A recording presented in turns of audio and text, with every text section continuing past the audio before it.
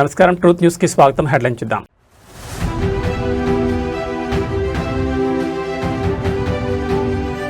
అసమర్థ పాలనతో రైతుల జీవితాలతో ఆటల, ప్రభుత్వంపై మాజీ ఎమ్మెల్యే ధ్వజం.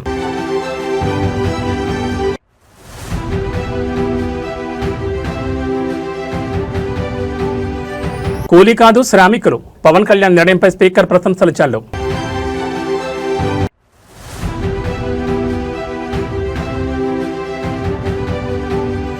ఫోన్ ట్యాపింగ్ పై సిట్ వేయండి, బెంగళూరు హ్యాకర్లతో నిఘా పెడుతున్నారు ఆర్ఎస్పీ.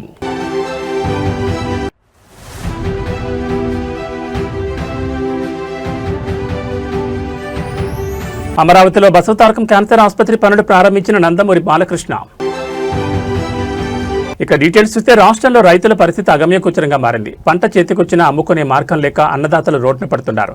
ప్రస్తుత కాంగ్రెస్ ప్రభుత్వంపై మాజీ ఎమ్మెల్యే తీవ్రస్థాయిలో విరుచుపడ్డారు. పంట దిగుబడి కొనుగోలుపై ప్రభుత్వానికి కనీస అవగాహన లేదని, అసమర్థ పాలనతో రైతుల జీవితాలతో ఆడుకుంటున్నారని మండిపడ్డారు.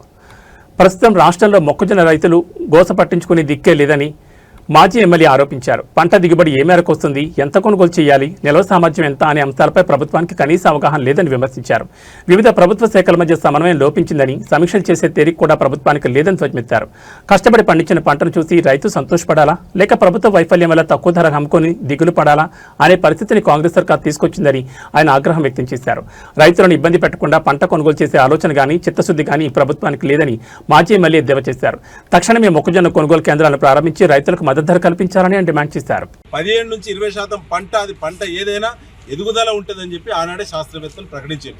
దాన్ని ముందు చూపుతోటి 1,00,000 టన్నుల గోదాములు నర్సాపేట నియోజకవర్గంలో ఉండడం వల్ల ప్రతి రైతు పండించిన ప్రతి గింజ నిల్వ చేసుకునే సామర్థ్యం మనకు అందుబాటులో ఉంటుంది అని చెప్పి ముందస్తు ప్రణాళికతో ఆనాడు రిస్క్ తీసుకుని రాత్రి మూలు కష్టపడి బీఆర్ఎస్ పార్టీ నేను ఎమ్మెల్యే ఉన్నప్పుడు గోదాముల నిర్మాణం పూర్తి చేసినాం. ఇవాళ దిక్కు లేదు, పంటల కొనుగోలు సమన్వయం లేదు. ఇలా మార్కెట్ మధ్యలో, ఎస్డబ్ల్యూసి గోదాముల మధ్యలో, అదే రెవెన్యూ శాఖ మధ్యలో, పోలీస్ శాఖ మధ్యలో, వ్యవసాయ శాఖ మధ్యలో, దాంతోపాటు సివిల్ సప్లైస్ డిపార్ట్మెంట్ మధ్యలో సఖ్యత కుదిర్చేటువంటి పెద్ద దిక్కు ఒక్కడు కూడా లేరు నర్సపేట ప్రాంతంలో. కాబట్టి ఇలా రోడ్ల మీద మండు టెండర్లు రైతులు మండి ఇలా మసైపోతున్నారు. ఇవాళ ఈ దుస్థితి అనేది నిజంగా బాధకరం. 15 రోజుల్లో 20 రోజుల్లో కాంటాలు అయిపోతాయి. దాన్ని మళ్ళీ దిగుమతప్పుడు కూడా ఎన్ని హమాలి టీములు పనిచేయాలి, ఎంతమంది మ్యాన్ పవర్ ఉంటే ఇది సాధ్యమైంది, ఎన్ని రకాల ట్రాన్స్పోర్ట్ వాహనాలు అందుబాటులో ఉండాలనేది ఒక శాస్త్రీయ సమీక్ష ఈ నర్సంపేటలో చేసే దిక్కు లేదు వరంగల్ జిల్లాలో. కాబట్టి ఈ దుస్థితి వచ్చింది. ఈ దుస్థితి మొత్తం తెలంగాణ రాష్ట్రం మొత్తం ఈ దరిద్రమే పట్టింది. ఎక్కువ పంట దిగుబడి వచ్చి సంతోషపడాలా రైతు, లేదా కళ్ళ ముందంటే పంట తక్కువ ధరకు అమ్ముకొని దిగాలు పడాలా అనే స్థితికి ఇవాళ కాంగ్రెస్ ప్రభుత్వం తీసుకొచ్చింది. ఇవాళ 2,400 రూపాయల మొక్కజొన్న మద్దతు ధర బయట 1,600 నుంచి మొదలైంది. ఇలా 1,800, 1,850, 1,900 కొంటున్నారు. మిగతా 600 రూపాయలు, 700 రూపాయలు ఒక క్వింటాకు లాస్ అవుతున్నారు. ఇలా 40 క్వింటాల దిగుబడి వచ్చింది. 40 క్వింటాల దిగుబడి వచ్చింది. 600 చొప్పున ప్రైవేట్లో అమ్ముకుంటే నష్టం జరిగినా ఇలా 24,000 రూపాయలు ఒక ఎకరా పండించిన మొక్కజొన్న రైతుకు 24,000 రూపాయలు వాళ్ళ ఖాతాలో పడాల్సినటువంటి పైసలు ఇలా మట్ల కలిసిపోతున్నాయి. దీనికి 100% కాంగ్రెస్ అసమర్థ నిర్ణయాలు. ఇది ఖచ్చితంగా రైతులను మోసం చేసినట్టు ప్రభుత్వం. దీన్ని ఖచ్చితంగా నిలదీయాల్సిందే. జరిగిన నష్టానికి ప్రభుత్వం బాధ్యత వహించాలి. మండలానికి ఒక్క సెంటర్ పెట్టినప్పుడు ఇది బోగస్. ఆనాడు నేను ఎమ్మెల్యే ఉన్నప్పుడు ముఖ్యమంత్రి గారు కొట్లాడి ప్రతి మండలానికి 6 నుంచి 7 సెంటర్లు తీసుకొచ్చి ఒక నర్సంపేట నియోజకవర్గంలో 42 సెంటర్లు పెట్టించినాం. ఎక్కడిదక్కడ కాంటాలేని బాధలు లేకుండా, ఇబ్బందులు లేకుండా, భద్రత ఉండే, భరోసా ఉండే. కాంటాలవి కూడా 1,00,000 బస్తాలు కేంద్రాలలో ఉంటే అవి ట్రాన్స్పోర్ట్ అయ్యి గోదాం చేరేదాకా రైతుకేం బాధ్యత? కాంటా అయిన తర్వాత రైతుకు బాధ్యత ఎందుకు? కాంటా అయిన తర్వాత కొనుగోలు కేంద్రానికి బాధ్యత, ప్రభుత్వానికి బాధ్యత. బస్తా వేయినా, బస్తా ఉన్నా, ట్రాన్స్పోర్ట్ అయినా, ట్రాన్స్పోర్ట్ కాకుండా బాధ్యత ఎవరిది? రైతులకు ఏం సంబంధం? ఇది ముమ్మాటికి ముఖ్యమంత్రి రేవంత్ రెడ్డి, కింద ఇక్కడ ఎమ్మెల్యే మాధవ్ రెడ్డి దీన్ని బాధ్యత వహించాలని చెప్పి మరొకసారి మేము డిమాండ్ చేస్తాం. నేడు మేడే ప్రపంచ కార్మిక దినోత్సవం. ఈ సందర్భంగా ఆంధ్రప్రదేశ్ శాసనసభ స్పీకర్ చింతకాల అయ్యన్న పాత్రుడు ఆసక్తికర వ్యాఖ్యలు చేశారు. కార్మికుల గౌరవాన్ని పెంచే దిశగా ఉప ముఖ్యమంత్రి పవన్ కళ్యాణ్ తీసుకున్న నిర్ణయాన్ని ఆయన కొనియాడారు. మరోవైపు టాలీవుడ్ నేచురల్ స్టార్ నాని కూడా శ్రామిక లోకానికి తనదైన శైలిలో శుభాకాంక్షలు తెలిపారు. శ్రమని ఆయుధమైతే విజయం నీ బానిసవుతుంది. ఈ మాటను నిజం చేస్తూ సమాజం కోసం కష్టపడే ప్రతి ఒక్కరిని గౌరవించుకోవాల్సిన బాధ్యత మనపై ఉందని స్పీకర్ అయ్యన్న పాత్రుడు పేర్కొన్నారు. ముఖ్యంగా సమాజంలో ఎంతో కాలంగా వాడుకలో ఉన్న కూలీ అనే పదాన్ని తుడిచివేసి వారిని గౌరవప్రదంగా శ్రామికులు అని పిలవాలని పవన్ కళ్యాణ్ ఆకాంక్షించారని ఆ మార్పు కోసమే ఆయన నిరంతరం కృషి చేస్తున్నారని అయ్యన్న పాత్రుడు వెల్లడించారు. శ్రమజీవుల ఆత్మగౌరవాన్ని కాపాడమే ప్రభుత్వ లక్ష్యమని ఆయన స్పష్టం చేశారు. మరోవైపు natural star Nani social media వేదికగా స్పందిస్తూ అందరికీ మేడే శుభాకాంక్షలు తెలిపారు. నిరంతరం కష్టపడుతూ దేశాభివృద్ధిలో పాలు పంచుకుంటున్న ప్రతి ఒక్క చేతికి శాల్యూట్ చేస్తున్నట్లు ఆయన పేర్కొన్నారు. సమాజం ఏ స్థాయిలో ఉన్నా దాని వెనుక శ్రామికుల కష్టం మరవలేందని సినీ ప్రముఖులు కొనియాడుతున్నారు. నిజమైన హీరోలు శ్రమజీవులే అని చాటి చెప్తున్న ఇటు రాజకీయ అటు సినీ ప్రముఖుల సందేశాలు ఇప్పుడు సోషల్ మీడియాలో వైరల్ అవుతున్నాయి.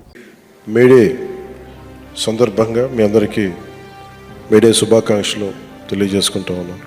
ఈ రాష్ట్రంలో ఉన్నటువంటి శ్రామిక సోదరులందరికీ కూడా మేడే శుభాకాంక్షలు తెలియజేస్తున్నానండి. ఈ పథకం పెట్టినప్పుడు ఉపాధి హామీ కూలీలు అని చెప్పి పిలిచేవాళ్ళం మనం. రాష్ట్ర వ్యాప్తంగా కూలీలు అన్న పదం కాదు, అది సరైన పదం కాదు. ఆ పదాన్ని తీసేసి ఉపాధి హామీ పథకం శ్రామికులు అని చెప్పి పదం మార్చి ఇటువంటి పనిచేసిన వాళ్ళకి కూడా గౌరవప్రదంగా పిలవాలని చెప్పి ఒక ఆలోచన చేసినట్టు వ్యక్తి పవన్ కళ్యాణ్ గారు.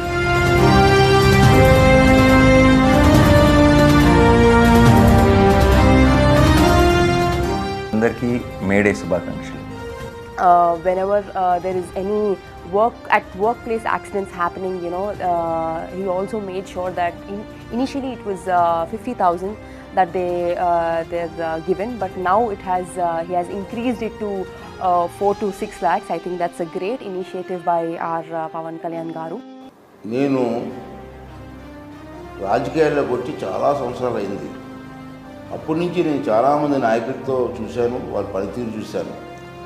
నేను చూసిన దాంట్లో చూస్తే కంపేర్ చేస్తే రాష్ట్రంలో చాలామంది నాయకులు ఉంటారు, నేను కాదన్నాను. కానీ తపన ఉన్న నాయకులు కొంతమందే ఉంటారు. అటువంటి వారిలో పవన్ కళ్యాణ్ గారు ఒకరని చెప్పి నా తాలూకు భావన. ఇంకేంటంటే అతను చేస్తున్న కార్యక్రమాలు ఒక తపనతో చేస్తున్నారు. ఏదో ఒకటి చెయ్యాలన్న తపన అతనిలో కనబడుతుంది. ఈ రాష్ట్ర ప్రజలకి, ఈ శ్రమజీవులకి, ఈ గ్రామ స్థాయిలో ఉన్నటువంటి రోడ్లకి అన్నీ కూడా ఏదో చేయాలని తపన నాకు కనబడుతుంది. అటువంటి తపనున్న నాయకులు చాలా అరుదు నేను చూసిన వాళ్ళలో. అటువంటి నాయకుడు మనకు లభించడం మనందరూ అదృష్టంగా భావించాలి. అతను చేస్తున్న ప్రతి కార్యక్రమాన్ని కూడా మనసు పెట్టి ఆలోచించి రాష్ట్రాన్ని అభివృద్ధి చేయడంలో మన తాలూకు సహకారం అతనికి అందించాలని చెప్పి నేను మనస్ఫూర్తిగా కోరుకుంటూ, ఈ అందరి తాలూకు ఆశీర్వాదం పవన్ కళ్యాణ్ గారికి ఇచ్చి ఇటువంటి కార్యక్రమాలు మరిన్ని కార్యక్రమాలు తీసుకొచ్చి ఈ రాష్ట్ర అభివృద్ధిలో అతను భాగస్వామ్యం అవ్వాలని చెప్పి మనస్ఫూర్తిగా భగవంతుని కోరుకున్నానండి. ప్రధానమంత్రి గారి దగ్గర నుంచి, ముఖ్యమంత్రి గారి దగ్గర నుంచి, చిట్ట చివరన ఉన్న సచివాలయం ఉద్యోగుల వరకు అందరూ కట్టుదిట్టంగా ఒకటే మాట మీద ఉంటే మేమందరం మీకు ఈ చిన్నపాటి ఆనందం మేము చూడగలుగుతున్నాం మీ కళ్ళల్లో.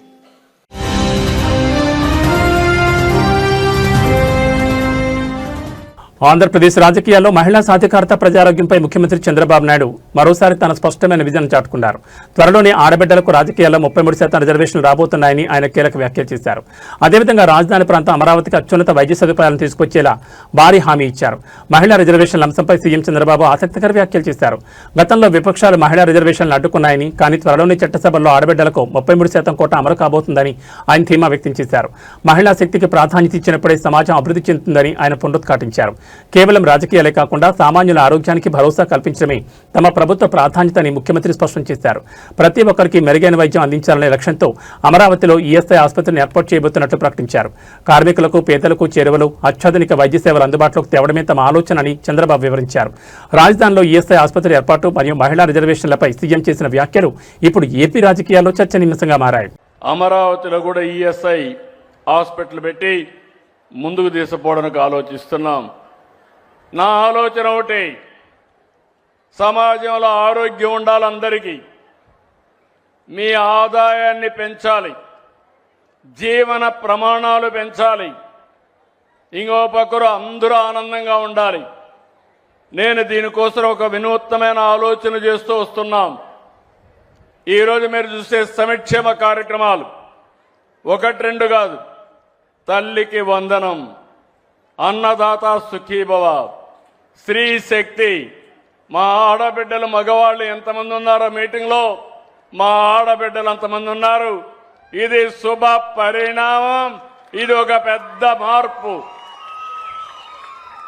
రేపు రాబోయే రోజుల్లో కేంద్ర ప్రభుత్వం 33% రాజకీయాల్లో చట్టసభల్లో రిజర్వేషన్లు పెట్టబోతారు.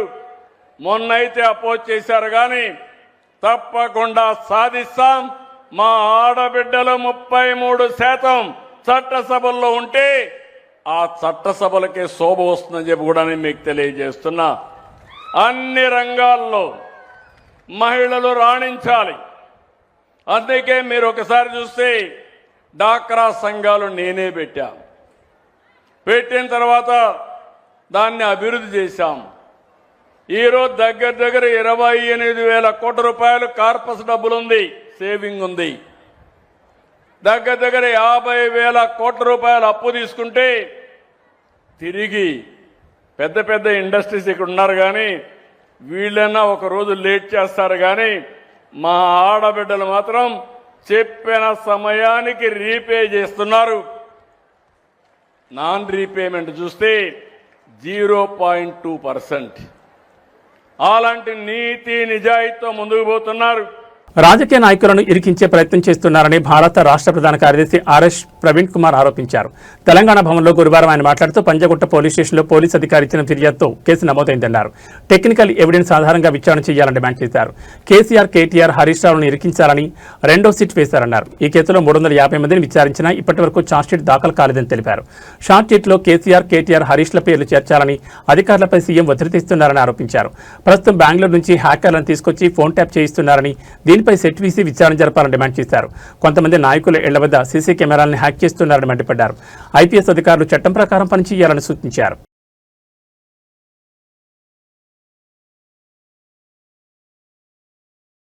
ఈ రోజు ప్రపంచ కార్మిక దినోత్సవం. చెమట చుక్కను పెట్టుబడిగా పెట్టి ప్రపంచ గమనాన్ని నడిపిస్తున్న శ్రామిక శక్తికి వందనం చేసే రోజు. మేడే సందర్భంగా ఆంధ్రప్రదేశ్ రాష్ట్ర మంత్రి అచ్చెన్నాయుడు కార్మికులకు, కర్షకులకు ఘనంగా శుభాకాంక్షలు తెలిపారు. దేశ ఆర్థిక వ్యవస్థకు వెన్నెముక కార్మికులేనని ఆయన ఈ సందర్భంగా కొనియాడారు. అమరావతిలో జరిగిన మేడే వేడుకల్లో పాల్గొన్న మంత్రి అచ్చెన్నాయుడు కార్మిక లోకానికి సంఘీభావం ప్రకటించారు. ఏ దేశ అభివృద్ధి అయినా అక్కడి కార్మికులు, కర్షకుల కష్టం మీదనే ఆధారపడి ఉంటుందని ఆయన స్పష్టం చేశారు. సమాజంలో ప్రతి ఇటుకు వెనుక, ప్రతి అభివృద్ధి వెనుక కార్మికుల శ్రమ దాగి ఉందన్నారు. కార్మికుల సంక్షేమానికి ప్రభుత్వం కట్టుబడి ఉందని, వారి హక్కుల పరిరక్షణలో రాజీ పడే ప్రసక్తే లేదని మంత్రి పేర్కొన్నారు. దేశం ఆర్థికంగా బలోపేతం కావాలంటే శ్రామిక శక్తికి సరైన గుర్తింపు, గౌరవం దక్కాలని ఆయన ఆకాంక్షించారు. ఈ కార్యక్రమంలో పలువురు కార్మిక సంఘాల నాయకులు మరియు ప్రభుత్వ ప్రతినిధులు పాల్గొన్నారు.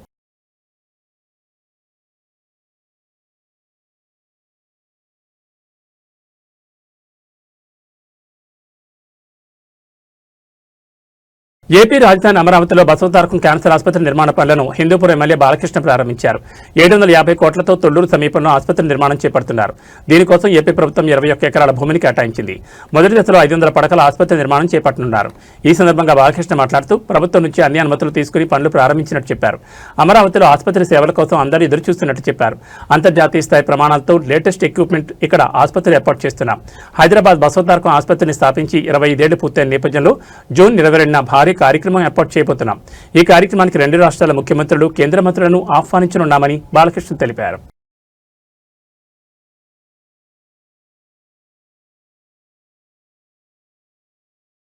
తెలంగాణ రాష్ట్ర పోలీస్ శాఖకు కొత్త సారథొచ్చారు. రాష్ట్ర నూతన డైరెక్టర్ జనరల్ ఆఫ్ పోలీస్గా సీనియర్ ఐపీఎస్ అధికారి సివి ఆనంద్ ఈరోజు బాధ్యతలు స్వీకరించారు. శాంతి భద్రతల పరీక్షలో తనదైన ముద్ర వేసిన ఆయన ఇప్పుడు రాష్ట్ర పోలీస్ బాస్ హోదాలో బాధ్యతలు చేపట్టడం ప్రాధాన్యం సంతరించుకుంది. తెలంగాణ డీజీపీగా సిపి ఆనంద్ బాధ్యతల స్వీకారం అత్యంత అధికారికంగా జరిగింది. డీజీపీ కార్యాలయంలో ఆయన బాధ్యతలు చేపట్టిన వెంటనే ఉన్నత స్థాయి పోలీసు అధికారులు ఆయనకు శుభాకాంక్షలు తెలిపారు. గతంలో హైదరాబాద్ పోలీస్ కమిషనర్గా, ఏసీబీ డైరెక్టర్గా కీలక బాధ్యతలు నిర్వహించిన సివి ఆనంద్కు క్షేత్రస్థాయిలో మంచి పట్టుంది. రాష్ట్రంలో నేర నియంత్రణ, మహిళా భద్రత మరియు సైబర్ క్రైమ్ అరికట్టడంలో ఆయన అనుభవం పోలీసు రంగానికి మరింత బలాన్ని ఇస్తుందని విశ్లేషకులు భావిస్తున్నారు. బాధ్యతలు స్వీకరించిన అనంతరం ఆయన మీడియాతో మాట్లాడుతూ ఫ్రెండ్లీ పోలీసింగ్తో పాటు చట్ట ఉల్లంఘనలకు పాల్పడే వారిపై ఉక్కుపాదం మోపుతామని స్పష్టం చేశారు. సమర్థుడైన అధికారిగా పేరున్న సివి ఆనంద్ నేతృత్వంలో తెలంగాణ పోలీస్ శాఖ మరిన్ని విజయాలు సాధించాలని కోరుకుందాం.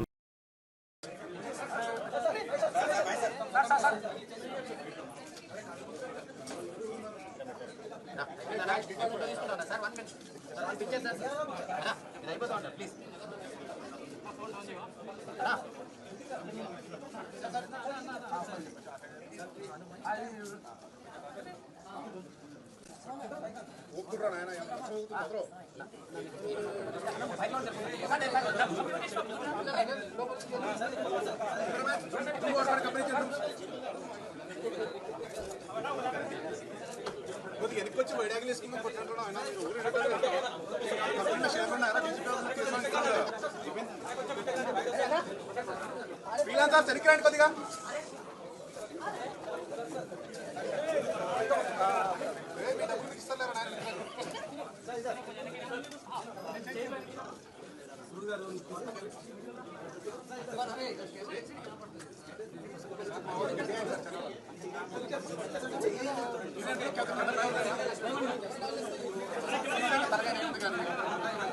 గుంటూరు ప్రభుత్వ సామాన్య ఆసుపత్రి రణరంగంగా మారింది. అత్యవసర విభాగం వద్ద పోలీసులు, వైసీపీ ఎమ్మెల్సీ లేళ్ల అప్పిరెడ్డి మధ్య తీవ్ర వాగ్వాదం చోటు చేసుకుంది. ఆసుపత్రికి వచ్చిన ఎమ్మెల్సీని పోలీసులు లోపలికి వెళ్లకుండా అడ్డుకోవడంతో అక్కడ ఉద్రిక్త పరిస్థితి నెలకొంది. గుంటూరు జీజీహెచ్ ఎమర్జెన్సీ వార్డు వద్ద పోలీసుల తీరుపై తీవ్ర విమర్శలు వ్యక్తమవుతున్నాయి. అత్యవసర విభాగంలో చికిత్స పొందుతున్న ఓ రోగిని పరామర్శించేందుకు వచ్చిన ఎమ్మెల్సీ లేళ్ల అప్పిరెడ్డిని పోలీసులు మధ్యలో నిలిపివేశారు.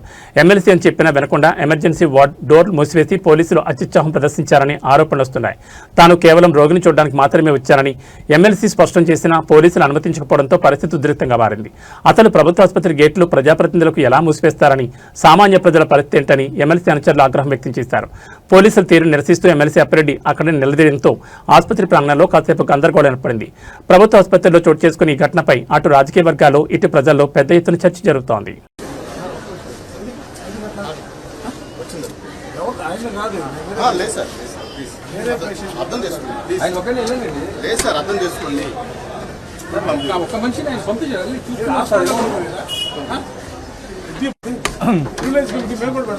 పెట్టుకోండి హాస్పిటల్కి ఎందుకు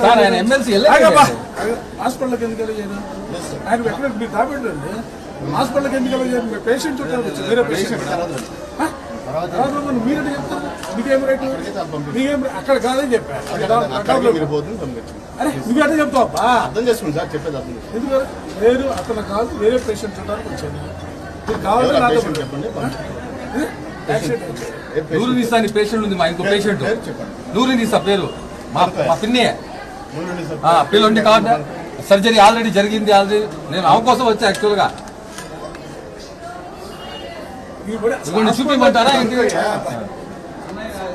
హాస్పిటల్ అతను వేరే చోట పెట్టుకోండి. మీరు పెట్టుకోండి కాబట్టి హాస్పిటల్కి వెళ్ళండి సార్. అంటే హాస్పిటల్ మీ హ్యాండ్ ఎట్లా మీరు గేట్ ఎందుకు చెప్తున్నారు? గవర్నమెంట్ హాస్పిటల్ మీ హ్యాండ్ ఓవర్ ఉంది. తొమ్మిదికి ఇస్తున్నా అలా బాగా మీరు అడిగే ప్రశ్న ఏంటంటే హాస్పిటల్ మీ హ్యాండ్ ఓవర్ ఉండిద్దా?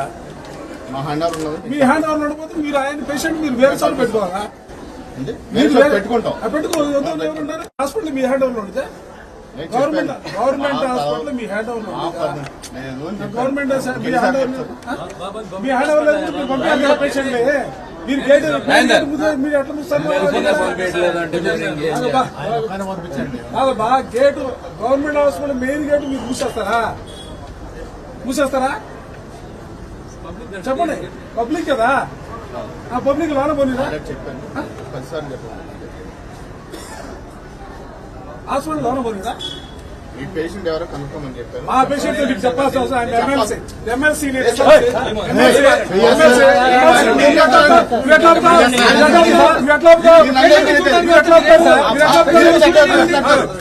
అవుతారు? మా మీద కాదు మీరు మా మీద చేస్తారండి. మీరే చేయట్లా, మీరే చేస్తున్నారు. ఎవరో మీరే చేస్తున్నారు. లోనకి వెళ్ళాలని అడుగుతున్నాం. మేము రిక్వెస్ట్ చేస్తున్నాం. పేషెంట్ ఎవరు లేరండి సార్? లేరండి మీరు చెప్పిన పేషెంట్ ఎవరు లేరని చెప్పారు. నిన్నే మాట్లాడించామండి. పేషెంట్ చూడటానికి వచ్చామని చెప్పారు. గవర్నమెంట్ హాస్పిటల్లో మీరు గేటు మూసేస్తారా? అది కాదండి, ఆయన ఒకరు పెట్టుకోదలుచుకుంటే మీరు వేరే చోట పెట్టుకోలేదు. ఎట్లా నాకు అర్థం కాదు. ఇదే ఎట్లా నాకు అర్థం కాల. వేరే గేటు మూసేసి హాస్పిటల్లో పోనీ ఎవరిని పేషెంట్ మీరు పేషెంట్లు ఎవరిని చూడడానికి పోనీ హాస్పిటల్కి 5 నిమిషాలు కాదు సార్, 10 నిమిషాల తర్వాత వస్తాం. ఇబ్బందిలే. అసలు మీరు గేటు మూసేయటం నేను క్లారిటీ చెప్తున్నా. నేను ఆయన దగ్గర పోను, ఆయన చూడను. నేను వేరే పేషెంట్ చూడటానికి వచ్చా. మీరు ఆయన ఎక్కడున్నాడో ఆ పక్కకుండా వేరే సైడ్ నుంచి పోతా. నాకు అర్థం కాదు గేట్ వేయడం ఏంది, నాకు అర్థం కాదు గవర్నమెంట్ హాస్పిటల్ గేట్ వేయడం ఏంటి?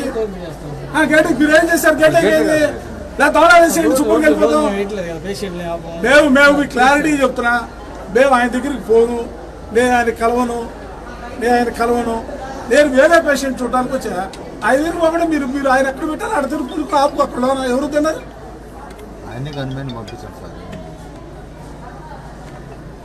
మీరు ఎట్లా అవుతారు? అసలు గవర్నమెంట్ హాస్పిటల్ గేట్ వేయడం నాకు అర్థం కదా. ఆ గేట్ ఏం చేశారు? గేట్ ఏం చేశారు మీరు? గేట్ వేయడం ఏంటంటే గవర్నమెంట్ హాస్పిటల్కి సార్ మళ్ళీ మీకు చెప్తున్నా, మీరు అనుకున్న వ్యక్తి నేను కలవను. నేను వేరే పేషెంట్ చూడడానికి వచ్చాను. మీరు అక్కడ ఆయన ఎక్కడున్నాడో ఆ పక్కన నేను పోను అని చెప్తున్నాగా. వేరే పేషెంట్ చూడడానికి వచ్చాను చెప్తున్నాగా. లైవ్ అన్నా కరెక్ట్ అయిందా? నేను చూడని చెప్తున్నాగా. ఆయన దగ్గర ఫోన్ మీకెందుకు చెప్పాలి సార్? నాకు అర్థం కదా. నేను ఎందుకు చెప్పాలి? చూడనా? నేను ఎమ్మెల్సీని, నేను చూడడానికి వచ్చా, పేషెంట్ చూడడానికి వచ్చా. మీకేం తెలుసు పేరు చెప్పండి. అంటే గవర్నమెంట్ హాస్పిటల్లో ఎవరు కలవాలని అసలు నేను ఆయన చూడటానికి రాలా. నేను క్లారిటీ చెప్తున్నా. మీరు అనుకున్న శ్రీహరి గారిని చూడటానికి రాలా. శ్రీహరి గారి దగ్గరికి నేను పోను, శ్రీహరి గారిని నేను కలవను. నేను క్లారిటీ చెప్తున్నా సార్. ఇప్పుడు దాకా 10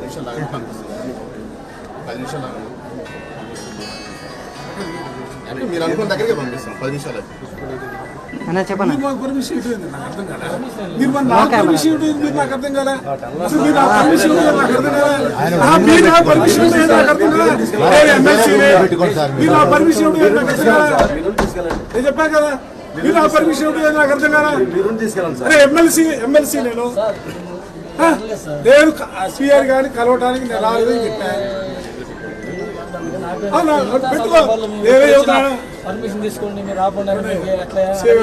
శ్రీగారు మీరేం చేయాలా? మీరు ఆయన తీసుకెళ్ళి ఒక పక్కన కూర్చోబెట్టుకోండి, మాకు అభ్యంతరం. ఆయన ఎవరిని కలిగిన పాటు మాకు అభ్యంతరం.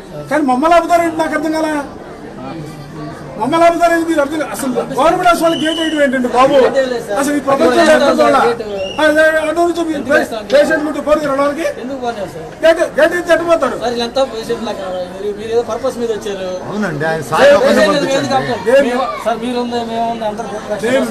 నేను మీకు చెప్తున్నా, మేము ఆయన కలవని చెప్పా. కలవని చెప్పిన తర్వాత కూడా మీరు ఎందుకు ఆపుతున్నాడు అర్థం కదా.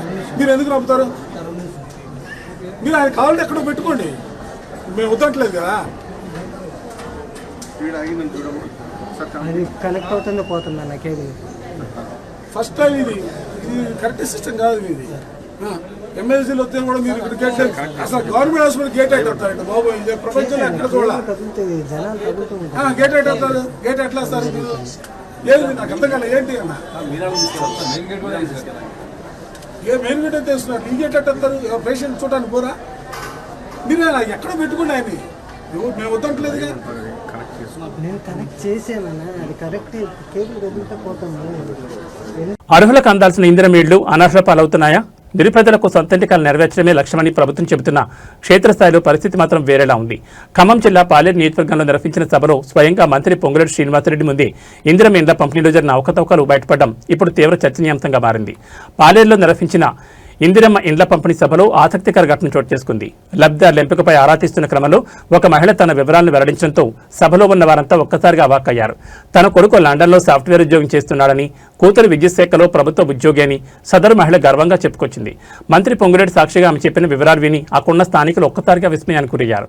ఒకవైపు నిరుపేదలు ఇళ్ల కోసం ఏళ్లుగా కళ్ళు కాయలు కచ్చలు ఎదురుచూస్తుంటే, లండన్లో కొడుకు ప్రభుత్వ ఉద్యోగంలో కూతురున్న వారికి ఇందిరమ్మ ఇళ్లు ఎలా కేటాయించారని ప్రతిపక్షాలు మరియు స్థానికులు మండిపడుతున్నారు. అధికారుల సర్వే ఎంత పారదర్శకంగా జరుగుతుందో ఈ ఘటన నిదర్శనమని విమర్శలు వెలువెత్తున్నాయి. అర్హత ఉన్న పేదలు కాకుండా ఆర్థికంగా బలంగా ఉన్న వారికి ఇళ్లు కేటాయించడంపై సర్వత్రా విమర్శలు వినిపిస్తున్నాయి. దీనిపై ఉన్నతాధికారులు ఎలా స్పందిస్తారో చూడాలి. మరి మాకు ఇంతకు ముందు ఇల్లు లేదండి, పెంకుటిల్లు ఉండేది. మేము చాలా ఇబ్బందులు పడ్డాము. ఇప్పుడు ఇందిరమ్మ పథకం ఇల్లు వచ్చింది కాబట్టి మేము ఇల్లు కట్టుకోగలిగాము. మాకు కూడా ఒక ఇల్లు ఉంది అని చెప్పుకోవడానికి గర్వపడుతున్నాము. ఈ కాంగ్రెస్ ప్రభుత్వం వచ్చిన తర్వాత అన్ని మంచి మంచి పనులు జరిపిస్తున్నారు సీనన్న గారు. చాలా ధన్యవాదములండి సీనన్న గారికి. అంటే ఇంకా సెలవు. థ్యాంక్ యూ అబ్బా నీలమ్మ గారు. ఇక్కడ ఇట్లా ఎంతమంది పిల్లలక్క? పిల్లలు ఎంతమంది? 4 పిల్లలు మాకు. నేను మా వారికి నేను 2వ భార్యని. ఏం చదువుతున్నారా? మా పిల్లల బాబు లండన్ వెళ్ళాడు, చిన్న బాబు. పెద్ద బాబు రాజకీయంగా చాణక్య స్ట్రాటజీ ఛానల్ నడుపుతుంటారు. ఒక పెద్ద పాప, చిన్న పాప ట్రిపుల్ చేసింది, కరెంట్ డిపార్ట్మెంట్, ఇప్పుడు జాబ్ చేస్తుంది. ఇప్పుడు మీ వల్ల మేము ఇల్లు కట్టుకున్నాం, ఇందిరమ్మ పథకం కింద ఇల్లు కట్టుకున్నాము. మీకు చాలా ధన్యవాదాలు. మీరు ఇంకా ఎన్నో పనులు చేయాలి, ఈ ప్రభుత్వం ఇలాగే నడవాలి అని కోరుకుంటున్నాము. నమస్కారం అండి. ఆర్టీసీ బస్సులో సీటు కోసం జరిగిన చిన్న తగాదా చివరికి ఒక ప్రాణం మీదకు తెచ్చింది. సాటి మహిళను కూడా చూడకుండా కొట్టుకోవడంతో ఒక చిన్నారి పరిస్థితి ఇప్పుడు విషమంగా మారింది. విజయనగరం జిల్లా బొబ్బిలిలో చోటు చేసుకున్న ఈ దారుణ ఘటనకు సంబంధించిన పూర్తి వివరాలు చూస్తే, విజయనగరం జిల్లా బొబ్బిలి సమీపంలో ప్రయాణికులతో వెళ్తున్న ఆర్టీసీ బస్సు రణరంగాన్ని తలపించింది. కేవలం కూర్చునే సీటు విషయంలో 2 మహిళల మధ్య మొదలైన వాగ్వాదం చూస్తుండగానే పరస్పరం దాడులకు దారితీసింది. ఒకరిపై ఒకరు జుట్టు పట్టుకుని కిరాతకంగా దాడి చేసుకున్నారు. అయితే ఈ గొడవ మధ్యలో చిక్కుకున్న బెజ్జిపల్లి భార్గవి అనే 14 ఏళ్ల బాలికపై తీవ్రంగా దాడి జరిగింది. మహిళల ఘర్షణలో బాలికకు బలమైన గాయాలు కావడంతో అక్కడికక్కడే స్పృహ కోల్పోయింది. పరిస్థితి ఆందోళనకరంగా ఉండడంతో గమనించిన స్థానికులు వెంటనే ఆమెను విజయనగరం ప్రభుత్వ ఆసుపత్రికి తరలించారు. ప్రస్తుతం ఆ బాలిక పరిస్థితి అత్యంత విషమంగా ఉన్నట్లు సమాచారం. ఒక చిన్న సీటు కోసం ఇంత దారుణంగా ప్రవర్తించాలా అంటూ ప్రయాణికులు విస్మయం వ్యక్తం చేస్తున్నారు. పోలీసులు కేసు నమోదు చేసుకుని దర్యాప్తు చేస్తున్నారు. కేవలం సీటు కోసం జరిగిన ఈ ఘర్షణ ఒక నిండు ప్రాణాన్ని ప్రమాదంలోకి నెట్టింది.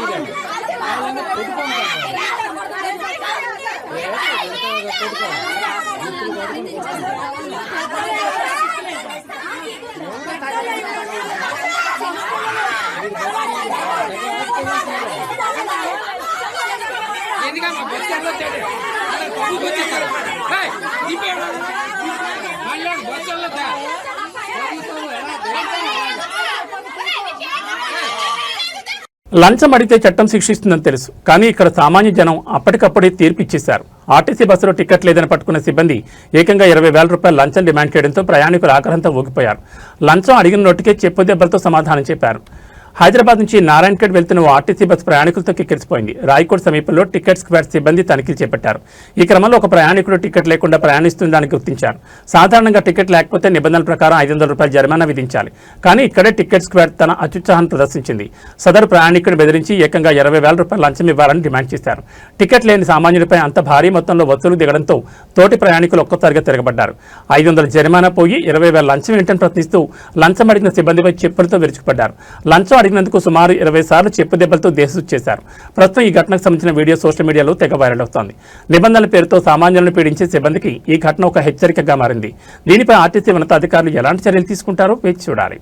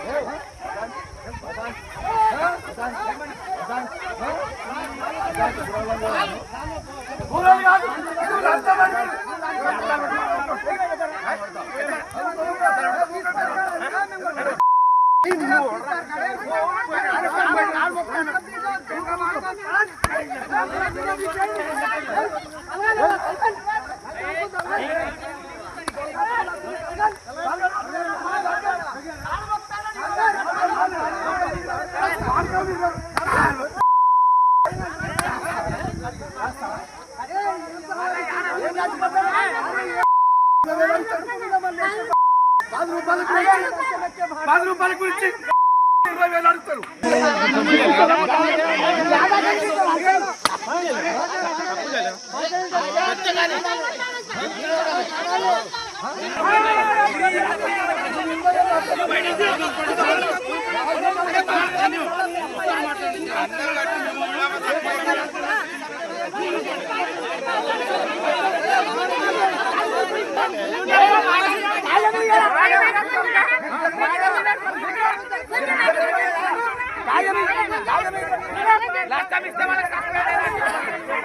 భాగ్యనగరంలో పెట్రోల్ బంకుల ఆగడాలకు అడ్డు అదుపు లేకుండా పోతోంది. లీటర్లలో కోత పెట్టడం పాత పద్ధతి. ఇప్పుడు ఏకంగా కారు ట్యాంక్ సామర్థ్యాన్ని మించి పెట్రోల్ పోసి బిల్లులు వసూలు చేస్తూ వినియోగదారులను నిలుగున ముంచేస్తున్నారు.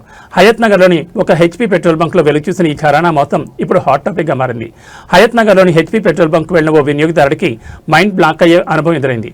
తన కారు ట్యాంక్ పూర్తి సామర్థ్యం కేవలం 27 లీటర్లు మాత్రమే. కానీ బంకు సిబ్బంది మాత్రం ఏకంగా 32 లీటర్ల పెట్రోల్ పోసినట్లు రసీదు చేతులు పెట్టారు. ట్యాంక్ కెపాసిటీ కంటే 5 లీటర్లు అదనంగా ఎలా పడుతుందని సదరు వినియోగదారుడు ప్రశ్నించడంతో బంకు యాజమాన్యం నీళ్లు నమిలింది.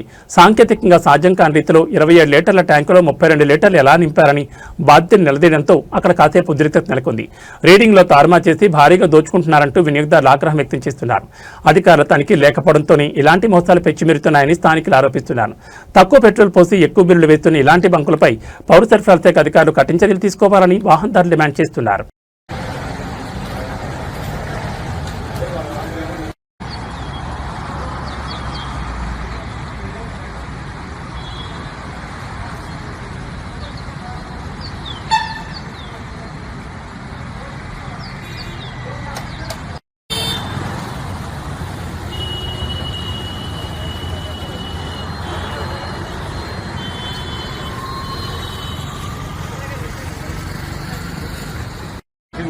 మెజిలింగ్ సిలిండర్ ఏ క్లాస్ ఉంటుంది, గ్లాసుది ఉంటుంది.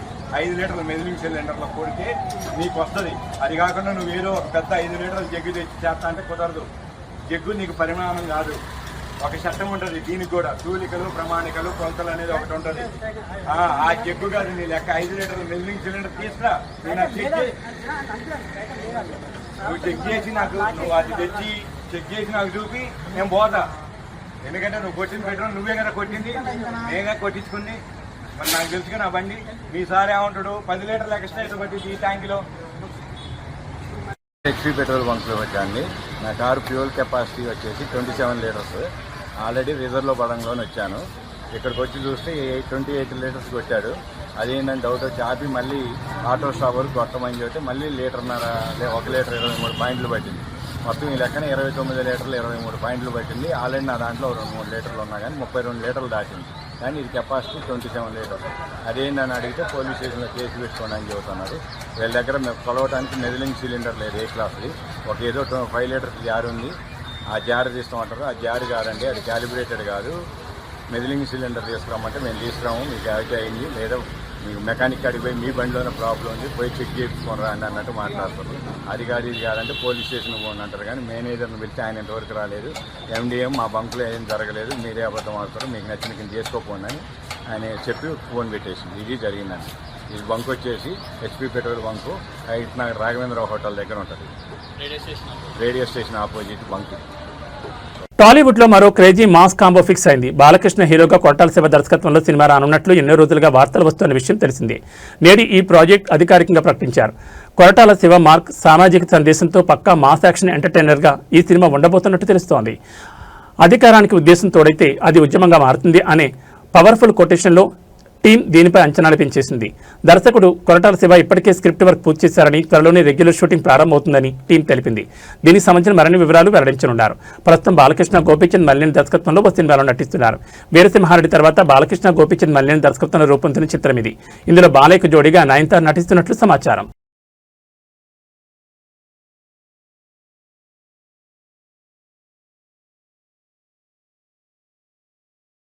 ఏబీ బులెటిన్ విశేషాలు. నమస్కారం.